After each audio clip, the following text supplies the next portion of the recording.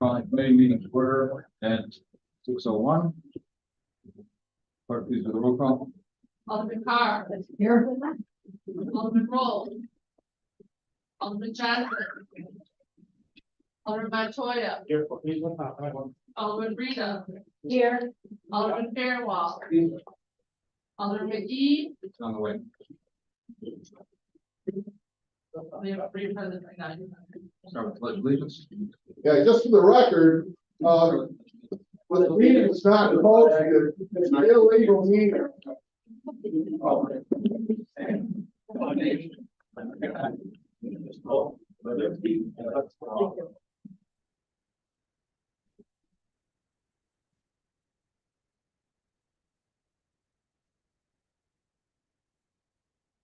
Move on to public comment. Before public comments, I have some comments of my own. As the council knows, the city of Blue Island provided notice to residents of the Forest View Mobile Home Park that due to extensive unpaid water bills, the city will be discontinuing water service to the property on November 20th, 2023. I know there are a lot of questions and concerns surrounding this, so one thing I would like to do is make clear the timeline of how this issue came to be. One of the first acts my administration took in May of 2021 was to review outstanding water bills and hold properties that had large outstanding balances accountable. That effort included contacting Forest View's management and owners to address not only their outstanding water bills, but also the extensive health, fire, and safety code violations on that property. After working with the management company to address the water bill, Forest View once again began missing payments and incurring penalties, all while continuing to use city water and collecting rents from their tenants. In the 31 months that followed our initial meetings, Forest View has made only 13 payments, the last payment being over 8 months ago. In that time frame, our city attorney, city administrator, multiple department heads, and administrators have attempted to work with the owners and management company to stop the bleeding. This process is drawn out for a very long period of time, in part because our administration was doing everything possible to avoid this outcome. Representatives of the management company have informed the city multiple times it wishes to sell the property. Over the summer, our city attorney and administrator gave guidance to the prospective buyer on steps necessary to purchase the property, but no action has been taken. In the last 48 hours, the prospective buyer finally did submit paperwork to the city, but potential sales still has several hurdles to clear, including zoning, planning, city committees, and city council meetings before that would take place. We are continuing to provide as much housing assistance outlets and context as possible to the remaining residents of Forest View. We know this is not the fault of the residents. The blame for the situation lands clearly on the property managers and owners of Forest View. As I've said before, this is not a decision the city makes lightly. We are painfully aware of the human impact of these decisions, but all of us were elected to protect the interests of the city as a whole and its 24,000 residents. We cannot continue to allow certain landlords and property owners to repeatedly flout the same laws and rules everyone else has to follow. Opening up to public comment.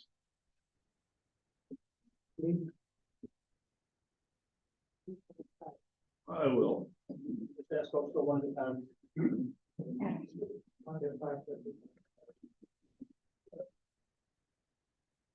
My name is Lee Scheidel. I have had a long history with this city. I was born at St. Francis Hospital. My grandfather was on the police force for many years. In fact, Mayor Hart bought him a car.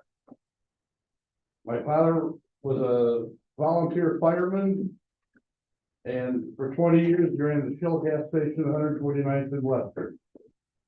I've lived in Forest View now for 25 years.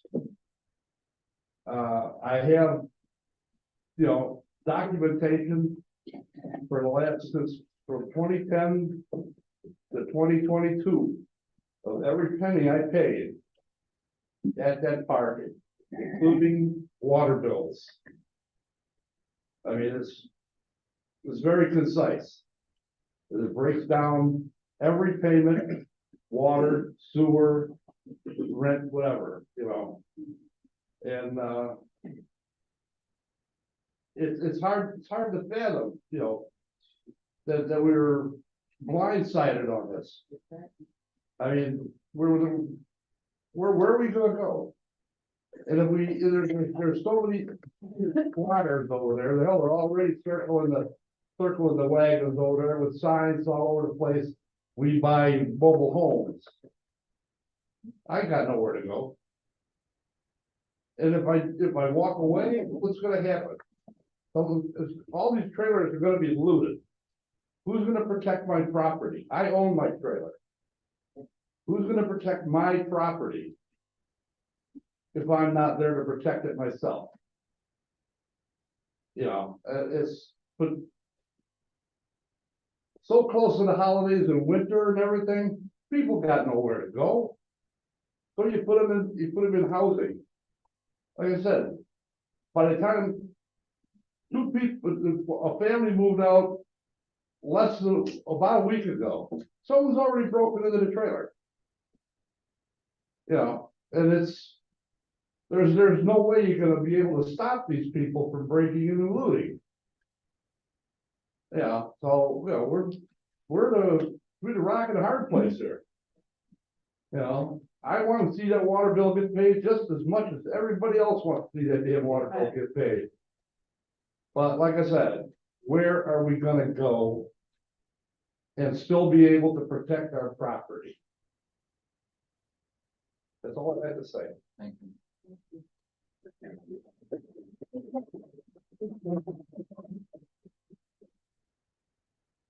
My name is Juliana Mendez. I've been a resident of Blue Island for 14 years. I'm a single mother of 3 kids. My girls go to the same school that your kids go to. I have been working at the WIC office here in Blue Island for 13 years, advocating for our clients and empowering our clients of this community and surrounding communities. You said that, you know, you were holding the property owners at the same standard as the residents of Blue Island. Let me ask you this. How many months before you cut off the water on a Blue Island resident? Can you answer me that? What is it, 3 months? No, you can't answer me that, Fred? Just to remind you, it's public comment only. There's no question and answer period. Oh, okay. Well, I'm sure you do not let them go past to something, the amount that Forest View owes. We understand that it's Forest View's fault, that it's not the city of Blue Island. But you said, and you made a comment that you understand our pain. You don't. Because if the city of Blue Island would have understood our pain, the minute you guys took a lien over in September, you could have given us enough time to let us know what was the issue going on. We're the ones being affected by this, not the owners. You haven't been in contact with them. So what made you think that they were gonna let us know? This is pretty inhumane of the city of Blue Island not letting us residents know that this was gonna happen or that this was happening right before the holidays.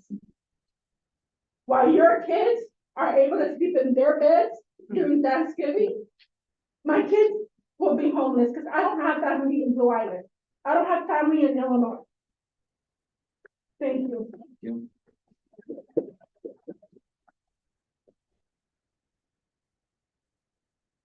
Any other public comment?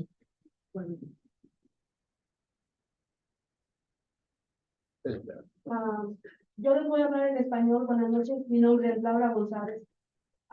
Yo he vivido en Blue Island desde el 1991, desde que me casé con mi esposo. Ahorita mi comentario es que por lo menos nos den suficiente tiempo para buscar a dónde nos podamos ir a vivir. O sea, la agua, dicen ustedes, la van a cerrar el 20, no es justo porque las fiestas de los holidays están aquí ya por llegar, la nieve está por llegar también. O sea, yo en estos momentos tengo a mi esposo muy enfermo, lo tengo en casa, no está trabajando. La única que está supporting the house is me. I'm the only one working. I'm not making enough money to go out there and look for a place to go and move my family, me and my husband. They're charging me like, at least I have to have a bill, at least down $5,000. I don't have the money to pay for a place. I mean, we're asking you guys, just give us enough time to find a place and, and leave the home that we're living right now. If you're gonna shut the water down, but not right now. We don't have time, or it's not enough time for us to just go and leave the home that we've been living there for years. That's the only thing I want you to understand, that at this point, I don't have the money to move out. Where am I gonna go? I don't have a home to go. You already have a lien on the property. That's all I have to say.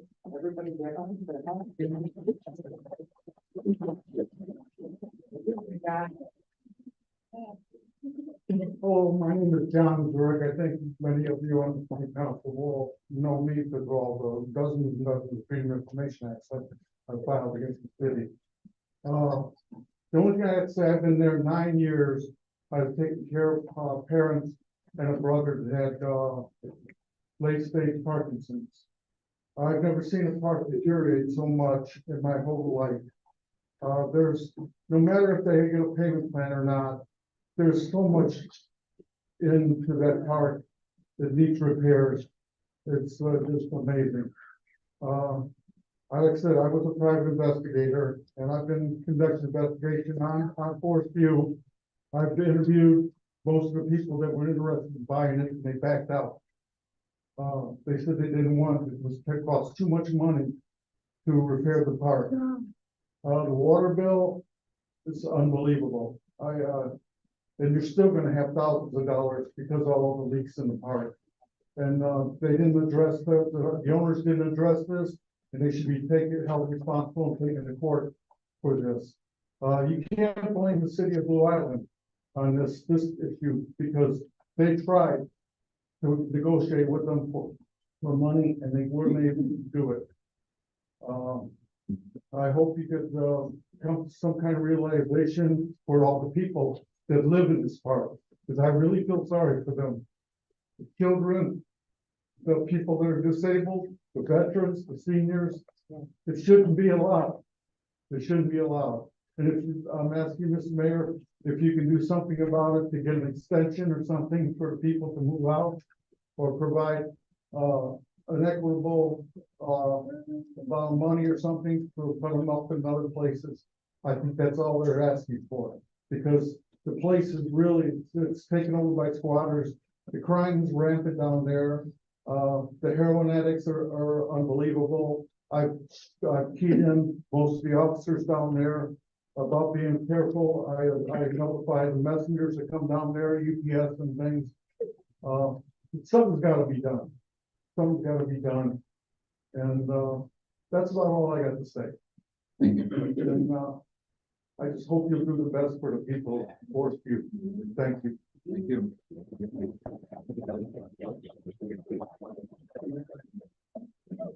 Any public comment?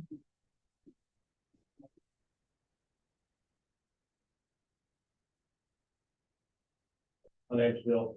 I do not live in Blue Island. But I thought it was interesting when you framed your little discussion about the history and talked about our hands were forced. It's an interesting use of the passive voice, as if somebody from above lifted your hand and made you do something.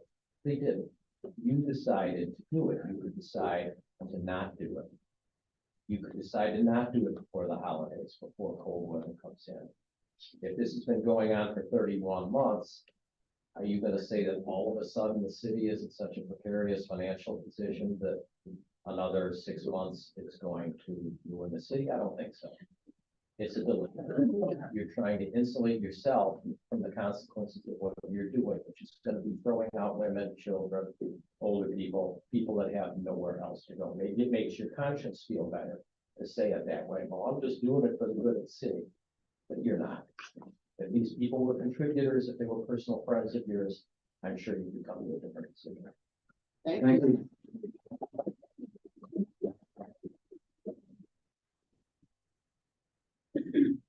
Yo voy a hablar en español. Corto, inglés muy corto. Mi nombre es Jesús Moreno.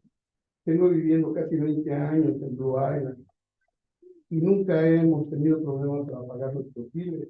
siempre hemos pagado a tiempo, siempre hemos sido engañados desde que entré yo allí, que no, que nos van a limpiar, nunca nos han limpiado, nunca hay, siempre hay nieve, nunca ponen sal, nunca tienen, nunca cortan ellos la yarda, el paso que ellos les corresponde. Más en cambio, si nosotros nos aplazamos, los pagos siempre nos están cobrando 60 más. Mi casa, cuando yo recién la compré, la administración que tenía yo en ese tiempo, la vendió otras 2 veces más. Y eso no es justo, siempre hemos sido engañados por las administraciones que están en poder. Yo estoy encantado de vivir en Blue Island, nunca he tenido problemas con nadie, me gusta, pero yo pienso que hay que actuar contra ellos, porque nuestro problema no fue culpa de nosotros por no pagar, culpa de ellos porque no pagaron sus biles. Siempre se les reportaba que estaban tirando agua las casas, nunca hicieron caso. Siempre hubo gente que les iba y les hablaba a la oficina, la casa está tirando agua. Entonces, si ellos no nos hacen caso, estamos acudiendo a ustedes para que nosotros podamos solucionar nuestro problema. Es nuestra casa, es donde vivimos, es donde tenemos a nuestros hijos, a nuestras personas grandes. ¿Qué vamos a hacer entonces? ¿Nos quedan el agua? ¿Cómo vamos a poder vivir? Muchas gracias por haberme escuchado.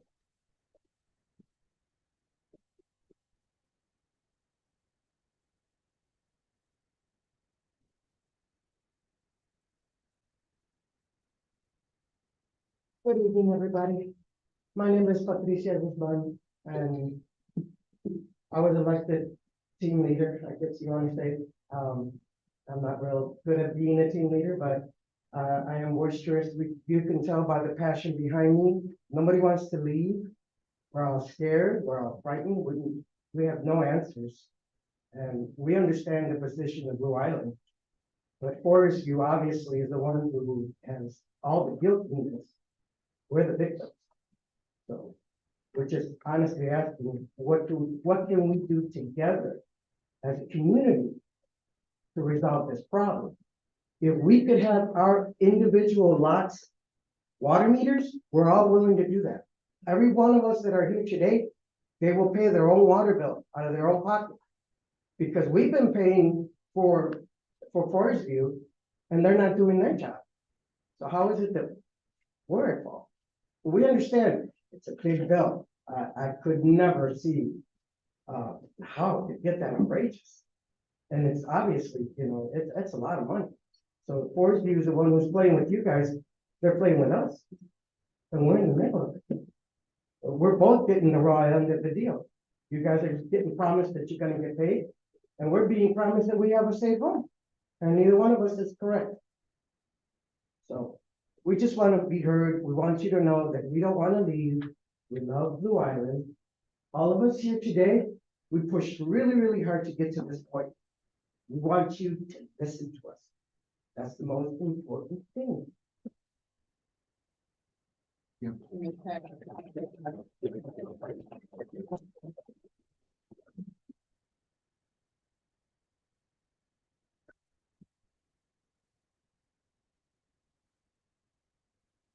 Hey, my name is Mike Wolf.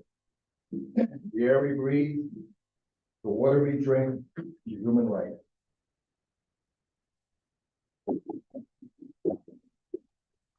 Any other public comments?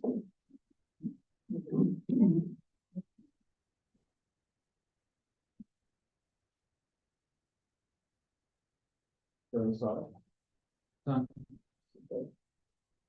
Yeah, I received a letter this afternoon from the Chicago Area Fair Housing Alliance. And they'd like me to read it. It's addressed to Dear Mayor Bellato and the honorable members of Blue Island City Council. The Chicago Area Fair Housing Alliance is a consortium of housing advocates, community-based organizations, policy and legal experts, local governments, government agencies, and regional planning organizations. And we write today with great concern for the families residing at the Forest View Mobile Home Park. We were alerted to an imminent water shutoff at this location, with news reports corroborating that such a shutoff is to occur purportedly due to the park owner's payment delinquency. We urge the city council to take any and all actions necessary to ensure that there is no disruption in water service to the residents as long-term solutions arise. The Cook County Residential Tenant Landlord Ordinance, enacted in 2021, creates rights and responsibilities for tenants, including mobile home owners leasing parkland and owners, to ensure the safe living conditions of that park. Section 42-806. That's section 42-806 speaks to the essential services, noting that, quote, landlords must maintain a habitable and safe home that includes essential services, heat, running water, hot water, electricity, gas, and plumbing that the rental agreement requires the landlord to provide, unquote. Additionally, the state of Illinois in 765 ILCS 745, once again, that's 765 ILCS 745, known as the Mobile Home Landlord and Tenant Rights Act, speaks to the water supply requirements and duty of the owners to ensure that there is no lapse in service. Should the landowner fail to meet their duties under the law, it is our hope that the city of Blue Island will support the safety and habitability of the roughly 100 residents of this park. We urge the city council to meet with the tenants and determine what is needed to ensure access to essential services and promote health, safety, and stability. Thank you for your time and consideration. Gianna Barker and Patricia Fron, directors of the Chicago Area Fair Housing Alliance.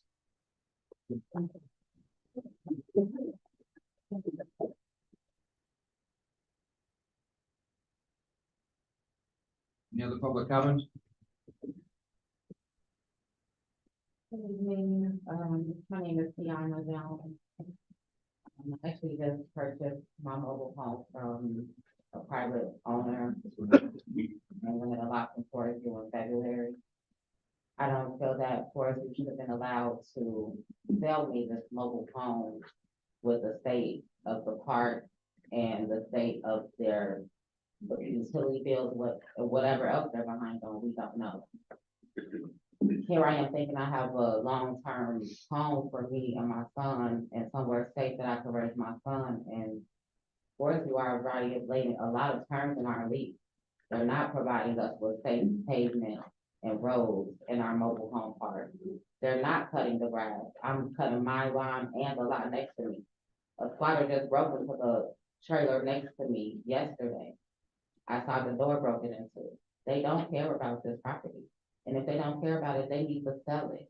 But I don't feel that the city of Blue Island should hold us as residents liable. We have children and we don't know where to go. And me, I just purchased my trailer. I put a lot of funds into it. I can't just up and move that soon. It's the middle of the school year. I don't feel like it's fair to the children that we should have to suffer for Forest Views and Mercard Corporation's negligence towards their tenants. They are thieves, they are crooks, but we're not. We're honest, hardworking people. And we don't deserve that. In the city of Blue Island, I understand you guys' standards high, and I understand it's not a lot that you guys can do, but there is something that you can do to give us, even if it's just a little more time. I strongly feel that Forest View should pay for what they're doing because they are crooks. And they shouldn't be allowed to own any property in the city of Blue Island. go be crooks elsewhere. This is a great community, and I feel like they don't belong here. So they're gonna sell it, sell it. Don't prolong the process if you know there are residents at risk of being homeless just because you don't wanna pay your bills. Thank you.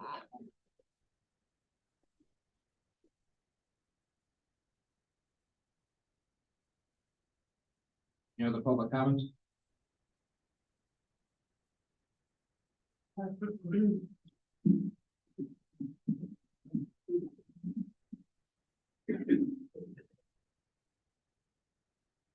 Buenas noches. Buenas noches. Mi nombre es Angélica Lule. Tengo 11 años viviendo aquí en Blue Island.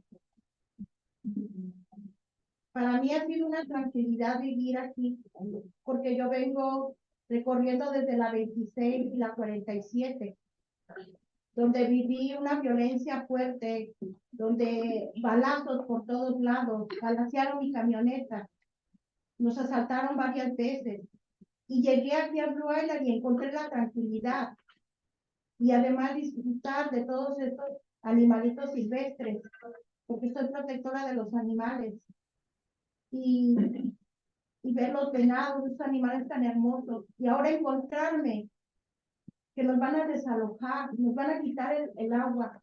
Yo no tengo la posibilidad de pagar una renta de feria. Mi esposo es el único que aporta dinero en mi casa y trabaja.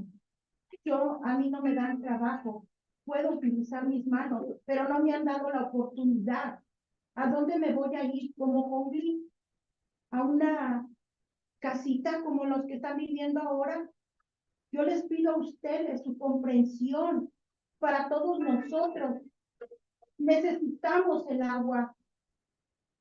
Por favor, sean justos con nosotros, ya que estas personas hicieron sus cosas a espaldas de nosotros y nosotros estamos pagando las consecuencias de lo que ellos hicieron. Nosotros vamos con nuestros pagos al día, cumpliendo todo lo que nos han dicho, pero ellos no han cumplido con lo que han prometido. Simplemente de subirnos la renta. Ahora, si no pagaron el agua, ¿nosotros qué tenemos que ver ahí? En realidad yo les pido a ustedes que nos ayuden. Nos ayuden en nombre de todos, yo se los pido. Porque tenemos la necesidad. En verdad se los digo. Muchísimas gracias. Y gracias por escucharme.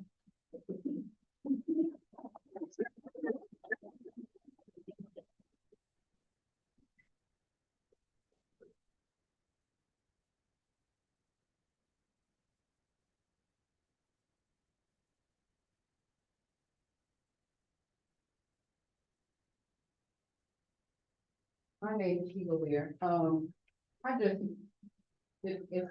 It's just so disturbing and stressful. This has been a stressful last week, and we just asked for your,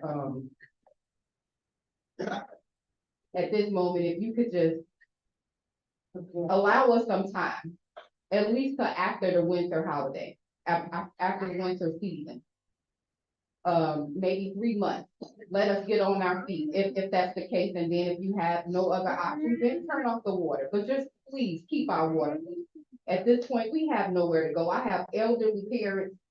My mom is blind. My dad has seizures and things like that. And they can't up and move. I can't up and move. So if you can just please be considerate to us and just give us a couple of months, if that's the issue. Thank you.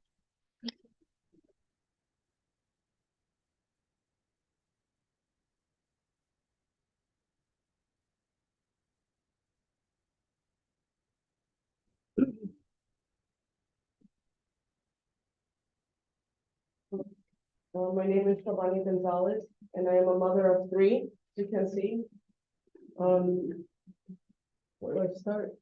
I'm a little upset over this because, you know, my parents live in the same trailer park as me, and I feel like it's very upsetting to me because I can't even look other way to get help.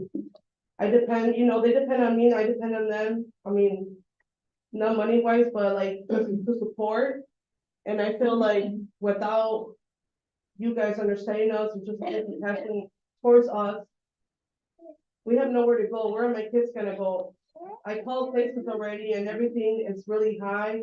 They're trying to put me in a church. I don't wanna be in a church. Where are my kids gonna be themselves at? You know, my kids like to be loud, they like to run, and I feel like I don't wanna be a burden to someone else. And live in someone else's house, and I need my privacy. My kids need their privacy. They deserve everything. And I know everybody in here has kids, has children, parents. You know, and it's very upsetting to me that now I had to go to a school meeting today for my son because he's already acting up. He's not acting himself because he knows what's going on. He's not dumb. He's 7 years old and he shouldn't be going through this. This is very upsetting for me because it's like, I'm already going through a lot. I have surgery on Friday. Do you think it's okay that I have to go to the surgery and not be able to shower because my water's gonna be cut off Monday?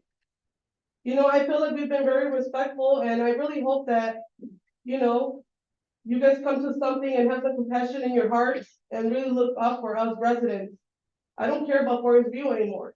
I'm talking about us tenants ourselves. I'm speaking up for everybody because I didn't even know all these people live in the trailer park, right? Because I always say to myself, but we're all a family now, you know, and I want you guys to really, I don't know what else to say, like just have a heart for us, families with kids. My 3 kids, what are they gonna do? Like I said, I don't wanna live with someone else and give them burden and now it's like, I'm a bother to them.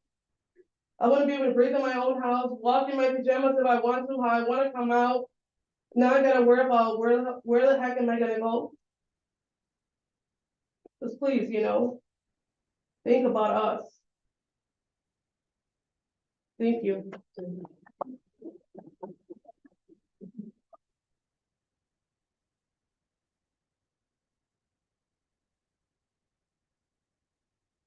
Any other public comment?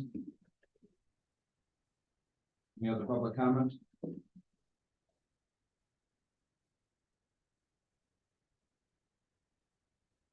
Yes, John McClure again. I'm gonna be leaving the park on Saturday. I sold my mobile home and I'm getting out.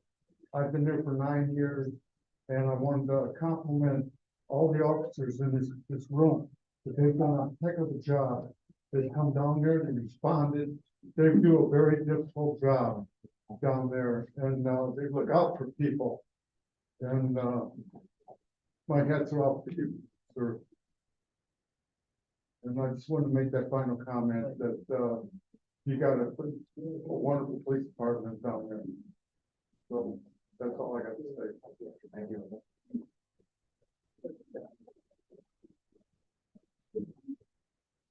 Good evening, everyone. It's difficult making public service. It's difficult. You have to make hard decisions. What about if this is a meeting of the whole? And this is where you discuss these things. How about tonight, let's be adults, let's be public servants, discuss it openly. How are you gonna help these people? Are you gonna put it off till April? Are you gonna put it off till June? Are you gonna give them more time? Let's open this up for discussion. Let's hear what the mayor's plan is, the alderman of the board. Let's hear what we're gonna do for these people. They respectfully came here. Let's give them good news to go home. Something has to be done for them. But this is not the reason I came up here. But I'm just asking you to help these people. It's real difficult to be a public servant and understand it. And they need your help. I came up here for item number 7, A, Lockwood Pump application. We all miss Metro South Hospital. Just planning the development is not good. Why do you think that your constituents don't deserve their own hospital? Is this gonna be another Masonic temple?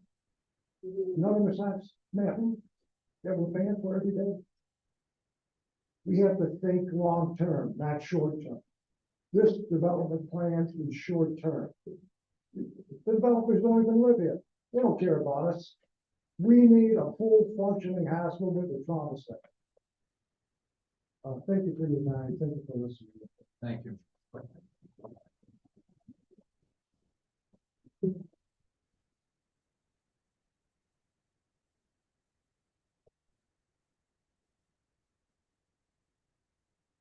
John Petrusic. I'm the Executive Director of the South Suburban Housing Center, the Regional Fair Housing Enforcement Housing Counseling Agency serving the South Suburbs, Suffolk County, and Blue Island for the last 48 years. I'm here to just show support for families that will be affected by your decision. Ask that you give them as much time as they need to adequately find another place to live, if that's what's going to happen here. They certainly have not been given enough notice, adequate notice, to deal with what they have to deal with. We've heard a lot from them tonight. We're here to help them. I'm also a board member of the Chicago Area for Housing Alliance, metropolitan area fair housing organization. And we are monitoring the situation, and we ask that you do everything in your power to accommodate these families.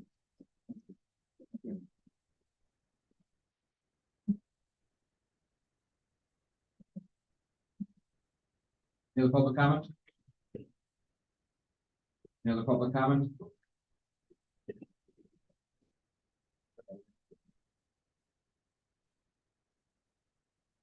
Buenas tardes. Yo también vengo a poner, pues, algo de sentimiento porque yo llevo 17 años viviendo ahí. Hace días a mí me diagnosticaron cáncer en un seno. Entonces, las medicinas para mí son muy costosas. Yo aquí no cuento con más familia, yo soy sola y a mí se me haría difícil pagar una renta de $1,000 y comprar un medicamento que me vale $700. O pago una renta o no compro el medicamento. Esa es mi petición que yo vengo a pedir, que nos ayuden ustedes, que tienen las posibilidades, ayudarnos a todos. Muchas gracias. Thank you. Any other public comment? Any other public comment? Any other public comment? Now I'll call for a short recess before the council goes back and discusses the actual agenda at hand. Thank you.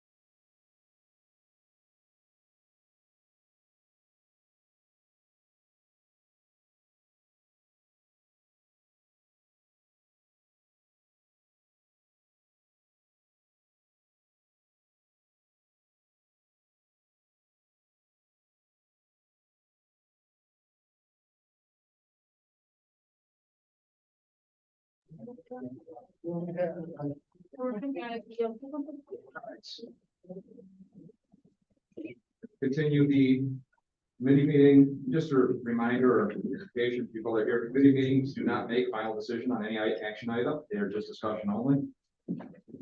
So next on the agenda is the Lockwood PUD application, staff report and discussion regarding PZBA hearing. No. Brian, did you want to come and give an update? Sure. Good evening, everyone. To anyone I haven't met, I'm Ryan Morton. I'm with Aaron's firm, and I go to the PCBA meetings and represent them there. So I just wanted to provide an update to you on what was discussed at the last PCBA meeting, which was this Lockwood PUD for the Metro South Hospital. We're just going to give a brief update here. I believe you've gotten some of the documents, and there can be further discussion then at a future meeting. I know that the applicant has requested an opportunity to give a presentation as well to the council so that you have a better or more complete understanding of what's going on here. But you've seen the plans, and I can take any questions you might have if there's any particular concerns or areas of doubt with regard to it. But I wanted to point out that the process for this was, it had been submitted and then had been reviewed by planning and zoning for quite some time. Before it came to the PZBA first in October, a public hearing was held. A lot of public comments were received. The applicant brought 5 people to testimony on their testify on their behalf. There were some concerns that the PZBA had, chief among them the size of the rooms in each unit of this development.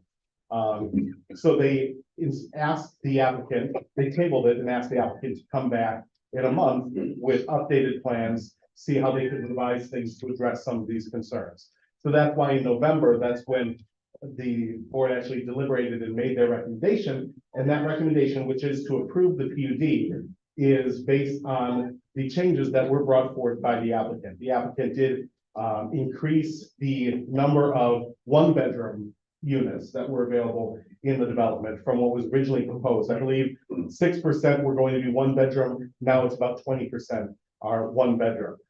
So that increased some of the area without increasing the actual unit number by more than 2. So that the PZBA, they wished it could have been better, but they were satisfied enough with that to recommend it. But the most important thing about this that I want to stress to the city council is one of the documents you have are the actual findings of fact from the PZBA. It's the document that looks like this with the Blue Island seal at the top and the gray bar.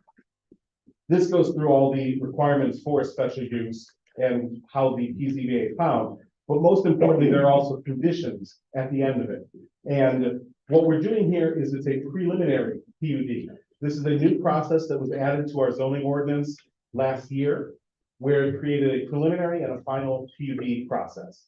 And this is the first time we've had a PUD then come before the council to consider this. The importance here is that the preliminary PUD, you put whatever conditions you think are warranted for the development. You place those conditions on the preliminary PUD. Then the applicant gets approval condition on those things. They work towards meeting those conditions. And then when they come back through the PZBA at some future date, there's no timetable on when they have to do that. When they come back for final PUD approval, the only question for the PZBA and for the city council is, did they meet those conditions? Does the development now at the final stage match what you approved at the preliminary stage? The point being, this is the opportunity to decide what you want this PUD to be, whether it fits in the community, because at the next stage, your only question is, does it conform to what we already approved? So that's why the preliminary stage is very important to determine exactly what you want in this PUD, if you're satisfied with these conditions, if you have additional conditions. So looking at the conditions that were placed on it or recommended by the PZBA, you have, I'm going to gloss over the parking issues. Those were recommended by the planning and development manager that are important, but they were not the PZBA's most important items. Number 4, though, is the applicant shall provide for a master sign plan. So there would need to be actual signage plan for how the sign will look on the property. That would have to be submitted and approved by the city. Permitted uses in the PUD shall be limited to those identified in the application. The hospital is going to be divided into a lot of different type of uses, residential and commercial. And they don't have all of those things lined up yet. They don't know for sure. They don't have leases signed because it's such an early juncture, who's going to be filling those spots, or even what those spots will look like, because the build out will be up to the person who's renting the space, leasing the space. However, they've narrowed it down to certain uses that they foresee being in there. So what the PZBA recommends is that you condition the approval of PUD, they can only put those uses in. So if you grant this PUD, they can't come back and add another use that they didn't talk about here.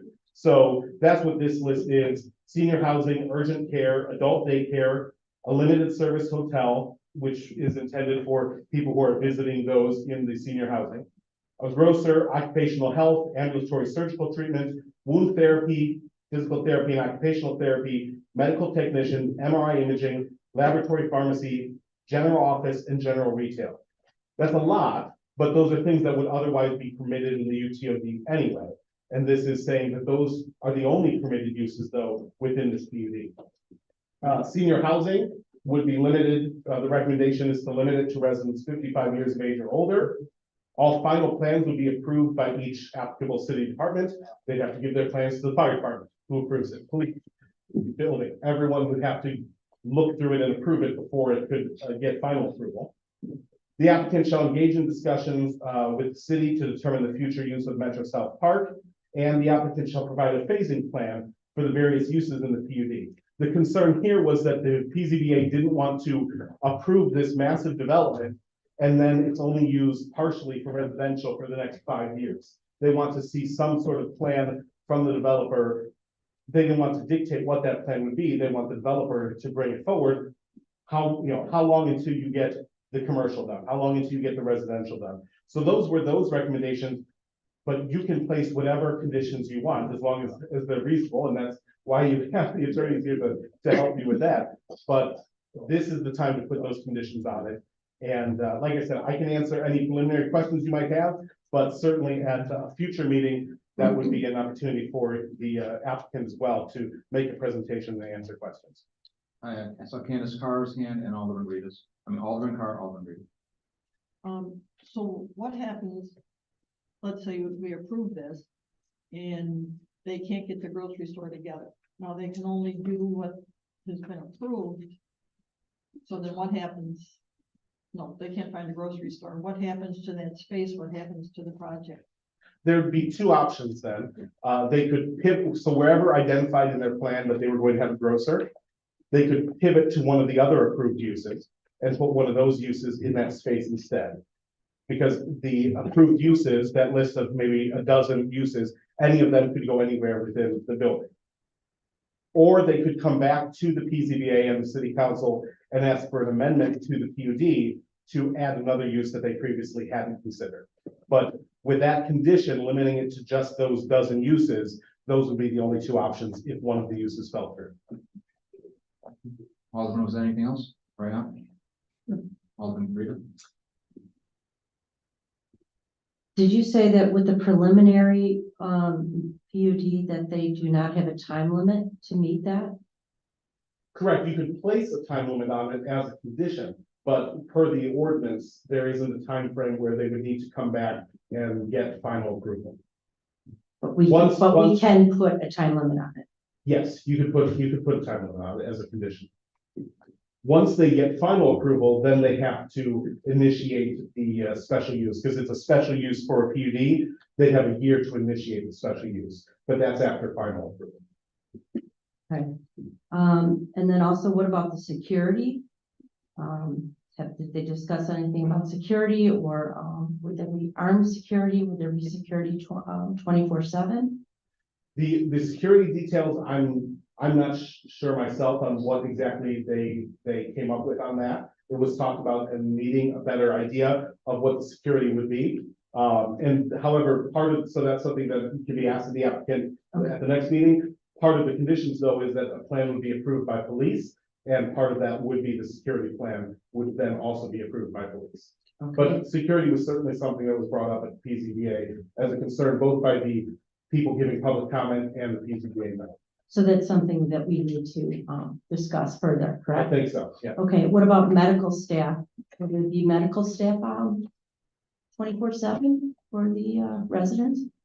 I don't believe for the residents, and again, I don't want to speak out of turn here, but this is just senior housing. It's not assisted living, it's not. It's not. It's not assisted living, no. It's just independent senior housing that would have amenity space so that it becomes more of a community feel, but they would be on their own. However, because of the age of the population that it would be geared towards, the other uses around it would be, many of them related to medical. And so that's why you would have an urgent care center. That's one of their proposed uses. There certainly would be medical staff there, PT and the adult daycare. All these things would have medical staff, but those would be separate tenants within the development, separate from the senior housing. Urgent care, PT, and what was the last one? The adult daycare. And then finally, the store, what retail stores would they be putting in? I don't think at this stage, they have an idea of what those retail stores would be, but it would be something, you know, it could be generally anything that doesn't require a more specific special use. For instance, a tobacco store would require more approval. That wouldn't be considered general retail. General retail would be, you know, a clothing store,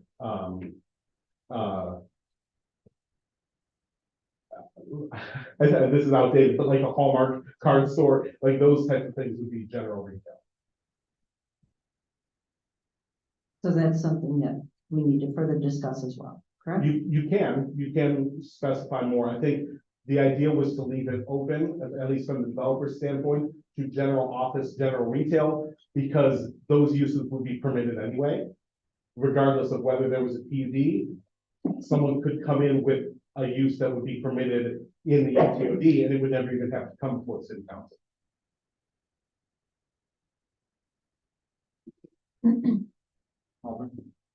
So from my understanding, it does, I believe this developer has done other projects as well prior to this, is that correct?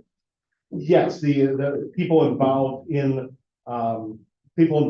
this team that they've assembled, yes, they have other projects that they've worked on, and people that they're working with who have experience in this. The one that was most talked about was the hospital in Aurora that had been converted into 3 different types of housing, some independent senior living, some more assisted living. I'd be interested in actually seeing that, and the living situation of the residents there, as per the square footage of, you know, issue. So that, I mean, that's paramount to me, I think. The applicant has extended an offer to the city council to come and tour the Aurora facility and walk through it and see it for themselves, because there is so much similarity to what they're proposing. Of course, all of you couldn't go at the same time unless it was you know, noticed as a public meeting, but there could be, you know, separate trips perhaps. So we received numerous documents, lengthy documents. Are you saying that we should mostly focus on the list that you mentioned? The PUD, I don't know, findings of fact? No, that's just a very simple overview of what the PCBA found. Okay, I would encourage you to look at all the documents, because there are plans that you want to at least be familiar with, to see, you can see what they're proposing. Within the documents we have, though, there is a presentation that I think clears things up best in terms of showing you what the layout of each level of the hospital is proposed to be, lays things out very nicely with the room, you know, schematics and a site plan of the hospital. There's also some of the other things to draw your attention to. are the supplemental information that had been provided by the applicant, responding to some of the concerns of the PZBA, the justification for the special uses, showing why they think that they should get special use approval, why it meets all those conditions. And the staff report as well, I think does a good job explaining the background of this project. Staff report? did you Yes, say? that staff report is before the extra information was provided though. That was from the October meeting. I have two questions. I'm sorry. All right. Couple of questions, and I also want, there's a couple aldermen out of town tonight, and one asking to put some questions into the record that is probably gonna lead to more questions, but I'll start with a couple of mine. What's the average square footage now with the change with 20%? You have that number. What was the square footage of the 20%? What square footage of the other 80%? If we're going to get into specifics of that nature, the applicant's attorney is here. Do you mind if he comes up and speaks to Prefer that? not. I want to deal with you first if I can. Okay, All right, so you don't know just yet, right? it's 350 square feet, I think. Okay. 350 square feet for the studios. For the one bedrooms, I am not positive about. Okay. Was there any discussion on what's going on with the pavilion? The Considering it's- pavilion is a separate owner, so that is not part of the applicant. So even though they're connected underground with the massive tunnel underneath the street, that's jurisdiction of the street, was there any plans made to how we're gonna rectify that? Does not have a cave-in or something like that that the city would have to deal with a decade from now? The applicant said at the last meeting when this concern was raised, that they would permanently close off underground the tunnel. access to the pavilion. Assume permanently would be digging out the tunnel and filling it in completely. I don't know the details of it, but that's what they said. Okay. I'll read the question. So Alderman Roll asked me, he was pretty engaged with the different agenda tonight. But he had some concerns, and I know he's gonna ask follow-up questions at the next meeting. But he had questions regarding the historically poor standards of upkeep on the hospital with the current ownership, including delinquency on the past water bills, or still the past water bills. What assurances do we want from the developer that they have financing to move forward on the scope? And past proposals have been veteran housing and education facilities to be installed at the hospital site. So he just had some questions and concerns with past history with the current ownership, because part of this is in his ward, regarding the water that's being turned off, there's no fire suppression system and so on. I think we know and developer knows the same concerns. I believe the fire chief brought up the same concerns in one of his reports. So I wanted to put that at the record also. I do have a lot more questions, but just like Alderman Rita mentioned, I'm about halfway through this, lots of information that was sent through. And I've been involved through the process and met with developers several times. And I still have lots of questions. So, and I know Alderman Rita might have some other questions. So I know, and there's aldermen that do want to ask things that aren't here tonight. So I just want to state that, Alderman. I was gonna suggest, since we did receive numerous documents, it was extensive reading. And also the alderman whose wards, Alderman Fahrenwald and Alderman Roll, it covers their ward, that we maybe kick this to the next committee of the whole so that we can better wrap our minds around this and so that we can have further review. Like I said, we just received all this. Yes, yeah, there's a lot of information. I agree with Alderman Rita. Is there any further questions from the remaining aldermen? If not, I'd like to move this to the next committee of the whole meeting. Yeah. Okay. Thank you, Ryan. All right, thank you. All right, Ryan, stay up. I guess the next one's on you too. Okay. Zoning court amendment. So this is something that had been in the works for years under the prior community development manager. He had been working towards getting an update to the zoning code in terms of the use table to make it easier to use and more comprehensive in the number of uses that were included. The current use table leaves a lot to guessing what a certain use means because it's not defined and there isn't enough variety to determine whether that use is permitted or a special use, etc. So the solution was to create what turned into a lengthy, but I personally feel, dealing with a lot of different zoning ordinances, this makes it a lot easier to use, both for the staff and elected officials, as well as the public being able to see, I want to put in this type of business. Is it allowed in this district? It's very easy to see. There isn't compounding. If it was allowed in B1, it's also allowed in I2. There's none of that. It's just look at this chart and see what it is. The chart in front of you for the schedule of use controls, it's a full replacement of what was there. So there's no strike through underline. It's a full replacement. To help you understand what's changing though, we color coded it so that if it's highlighted in yellow, that means it's a new use. So or something changed about it. So for instance, on page 1, where it says dwelling single family, and you can see in C2, I1 and I2, it's blank and that's yellow. That's because it previously had been allowed in industrial where you could have single family. We took it out. So that's what that color coding is. If it's the gold color, that just means that we switch the type of use from special use, permitted use, or vice versa. A number of changes were made over the past 6 months of the PZBA considering it from what was initially proposed and in the application. So this is the final version that the PZBA recommended with some input from staff. The parking and loading facilities, this is similar in that the parking at the end of this document, what had just been 15 lines of guidance for how many parking spaces are required has now turned into a 3-page chart. But again, it provides a lot more detail and in most cases actually does reduce the number, the restrictiveness of parking, where less parking is required. It's more intuitive and more tailored to the specific needs, I think, of the uses. Again, it's highlighted to show what's changed from the prior version. Also, in the text of this one for parking loading facilities, there was some discussion about letter F, which are parking requirements standards. This is the section that had been, I'm sorry, wait, not that one. Sorry, letter G. Letter G had been taken out initially, or during the process, it had been taken out as we were deliberating. But then at the final PZBA meeting, the PZBA decided they wanted to put that back in, even though these details, development and standards, how parking spaces should be landscaped, setbacks, things like that, excuse me.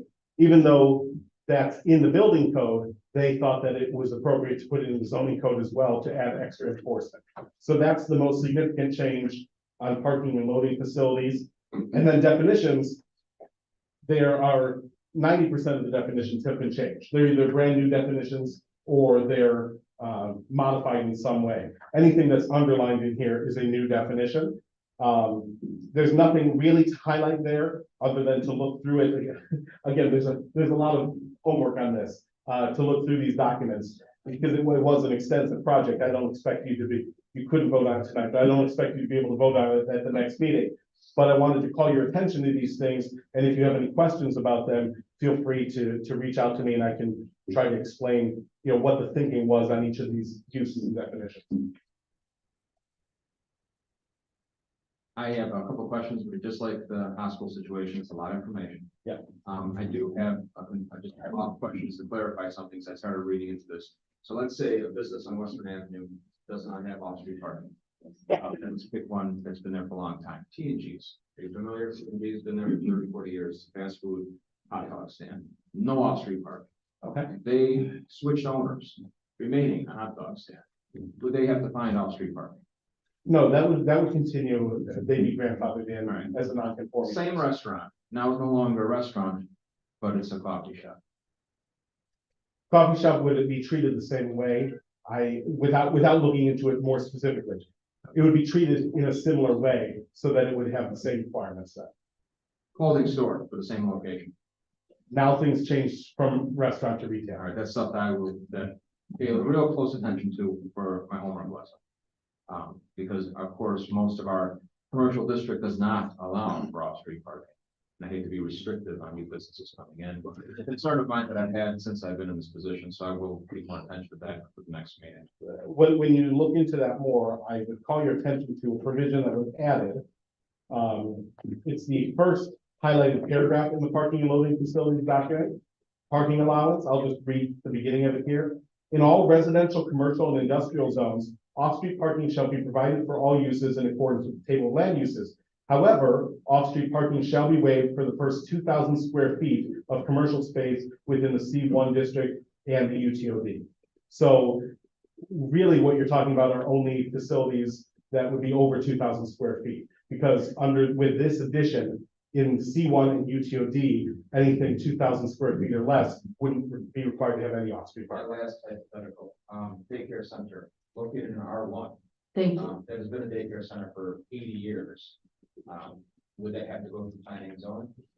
If it's staying in daycare, So it's a home daycare or it's a, commercial, so it's Business. a commercial building within R1. okay. So in this, it takes it out as a permitted use in R1. So if it were to remain a daycare with a different owner, assuming that their current, whatever they got to get in there, I haven't read an ordinance if there is one that allowed them to be there. Probably not. Sounds like it predates that. That's years old, yes. Then it would be a non-conforming use that would be allowed to continue. Okay, so relax it a little bit. Okay. Yes. All right, we have to look at that. I'm interested in that. I know Alderman, the third ward is very interested in that. We have a lot of non-conforming in our wards. I have Old Western and corner stores, so does she. So we'll probably pay attention. I'm sure the other aldermen want to dive into this also. I would, unless you guys have some questions. Not, the next one I think is you too, right? The corner little vacant lot across from the Rock Island Train Depot that's been vacant for probably most of everybody's lifetime in this room. They want to build a small office space or something. Yes, for their contractor's office, so that they can store vehicles there and also use it. They also own the is it a restaurant nearby across the street that they want I to. think they own the old rail grill. They want to be able to use this property then for some additional parking, I believe, of their staff's vehicles on that property. But mainly it will be used as a contractor's office, which is a special use in the district. Everybody know what piece of land we're talking about? No, is It's this right the on the parking corner of lot? Grove and Irving. It's a gravel little lot. Okay. It's been vacant. It used to be a mechanic shop probably in the 50s. Mhm. But it's been vacant and it looks terrible. Is there any questions, concerns about this item? Seeing none, okay. We have the next city council, further discussion. Business license fee amendment. Is that you too or That's not. That's not. Anything else? We want to have you sit down? I think that's it for you, right? I think so. Okay, Ryan, thank you. Thank you. All right. Business license fee. It is, in the package of what our current code states. It is a very low fee for business licenses right now. I believe it's between $35 and $50. That is, when you compare it to other communities, extremely low in terms of an annual business license fee. So this is just to start the discussion on increasing that fee. I'm sure you guys will want to see a table comparable, so I'll provide that with the ordinance in the next meeting. And my opinion has been, and I'll say it for those who don't know. The certificates alone, business license would cost several dollars to produce, not mention the staff and mine and postage. We're probably losing money at the $35 now because it hasn't been raised probably in 50 years. And every town that we recently just looked into, but we want to do a full comparison of everything around us. The minimums were like at least 100, 150, which covers some inspections and business licenses and staff time to put it together and checking for insurance. It's not just having, it's they have to provide insurance, to provide a lot of certification, the rest of them, they provide sanitation licenses. It's a lot of checks and balances involved, a lot of time of our staff. So again, it'll be at the next committee of the whole, but I think it's something we should definitely look into doing. Next, class 8 incentive. This is the storage facility at 135th and Western Avenue. I believe they're just looking for a renewal, is that correct? Is there any, I mean, I live a block away from here. I have no concerns with this. They've been a decent neighbor. Is there any questions or concerns? Okay. Next, we have a Stound Cable franchise agreement. So, this is just an update. Sound is moving into our municipality. They finally started working with the city. They are going to utilize a state franchise agreement, so you won't see an actual agreement on the agenda. We have done a significant amount of research. It is comparable to Comcast's individual franchise agreement. And so they will just be moving forward with installing cable and working with the building department to do that throughout the area. Yeah, that's what it happened. That's it. All right, thank you. I already made my mayor announcements earlier in the meeting. City clerk? A few things. I would like to remind all seniors to please fill out the application for senior discounts. Save the dates. The Pentecostal Church on York Street is having a coat drive, and they'll work with the Blue Island Library for the drop-off spot until December 10th. The Christmas parade, the Kringle Mart, the mayor will light the tree at 4:30 with the Eisenhower Choir. The rides, the petting zoo, and the Kringle Mart start at 2 o'clock. The rides, the petting zoo are free for all kids. We still have spots open for the parade and the Kringle Mart, so please contact my office as soon as you're, okay. The parade will begin at 5:30 on December 2nd. The Santa Claus and his reindeers are coming to town, York and Western on December 16th from 12 to 2 o'clock. New Year's Eve ball drop, December 31st. The countdown to New Year's Eve, there'll be fireworks and music. In front of the Lyric, everyone is invited. 4th of July parade is coming back. We need floats, antique cars, and participants. I have forms. There's forms in the back on the table. If you're interested, please sign up or contact my office. Thank you. Thank you. City attorney, I know we have a brief executive for an update. All right. City administrator, do you have anything? No, moving on. Aldermanic, reports or announcements. Alderman Carr. Alderman Reed. Hi. Here's a food pantry that I worked with when I worked for, Oak Street Health, and they are having a grand opening this Saturday. And they wanted to make sure that everyone was invited. It's the Eddie B. Williams Food Pantry in Oak Forest. And it opens up at 10 o'clock this Saturday. So everyone is invited to come to that. They do serve our area. And also, the Oakdale Covenant, no, got the wrong church, Mission Covenant Church is celebrating their 9-year anniversary on December the 3rd. And the public is also invited to that. Thank you. Alderman Reed. Yes.